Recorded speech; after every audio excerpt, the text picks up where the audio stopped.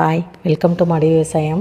நம்ம மாடி தோட்டத்தில் கடலை புண்ணாக்கு கரைசல் கொடுத்து கிட்டத்தட்ட 15 நாளைக்கு மேலே ஆகிடுச்சுங்க. ஏதாவது மண்புழுக்கள் உருவாயிருக்கா இல்லையான்னு பார்க்கலாம். இப்போ பாருங்கள், இது வந்து 12x12 க்ரோ பேக்கு. இதில் வந்து அப்படியே மண்ணை எடுத்துகிட்டு காமிக்கிறேன் பாருங்கள். குட்டி குட்டி மண்புழுக்கள் நிறைய உருவாகிருக்கு. உங்களுக்கு தெரியும்னு நினைக்கிறேன். காமிக்கிறேன் பாருங்கள். இதை எடுத்துகிட்டு நீங்கள் ஒவ்வொரு தொட்டியும் நம்ம செக் பண்ணோம்னாவே நல்லா டிஃப்ரென்ஸ் தெரியும். அந்த மண்ணில் வந்து நிறைய மண்புழுக்கள் இருக்கும்.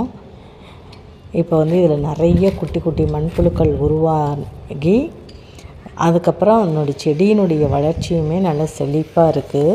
இப்போ இன்னொரு க்ரோ பேக்கில் காட்டுறேன் பாருங்கள். இந்த க்ரோ பேக்கில் பச்சை மிளகா ஒரு கன்றும், அதுக்கப்புறம் வந்து பூசணிக்காய், வெள்ளை பூசணிக்காய் செடியும் வச்சுருக்கிறேன். இப்போ இதுலேயும் பாருங்கள் எவ்வளோ மண்புழுக்கள் சின்ன சின்னதாக இருக்குது பாருங்கள். இந்த மாதிரி கடலை புண்ணாக்கு கரைசல் கொடுக்கும் பொழுது இயற்கையாகவே நமக்கு மண்புழுக்கள் நிறைய உருவாகுங்க. இதை எடுத்துகிட்டு ஒரு போட்டு கொடுத்துட்டு ஒரு 15 நாள் கழித்து நீங்கள் பார்த்தீங்கன்னா நல்ல டிஃப்ரென்ஸ் தெரியும். செடியினுடைய வளர்ச்சியிலையுமே நமக்கு வித்தியாசம் தெரியும். நல்ல செழிப்பாக இருக்கும். காய்கறிகளும் நிறைய கொடுக்கும். அது மட்டும் இல்லாமல் நல்ல வந்து டேஸ்ட்டாகவும் இருக்கும். காய் வந்து சமையல் பண்ணும்பொழுது அதனுடைய டேஸ்ட் அபாரமாக இருக்கும்.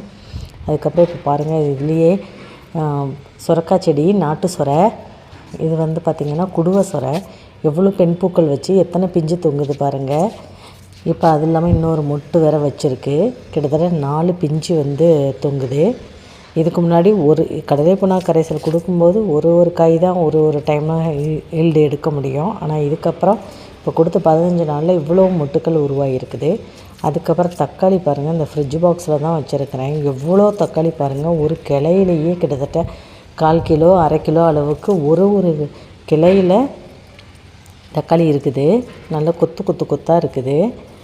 இது எல்லாமே கடலை புண்ணாக்கு கரைசல் தான் காரணம்னு நான் நினைக்கிறேங்க. அது மட்டும் இல்லாமல் கடலை புண்ணாக்கு கரைசல் மட்டும் இல்லாமல் கிளைமேட்டும் பார்த்திங்கன்னா இப்போ வந்து 26லேருந்து 28 டிகிரி செல்சியஸில் தான் இருக்குது டெம்பரேச்சர்.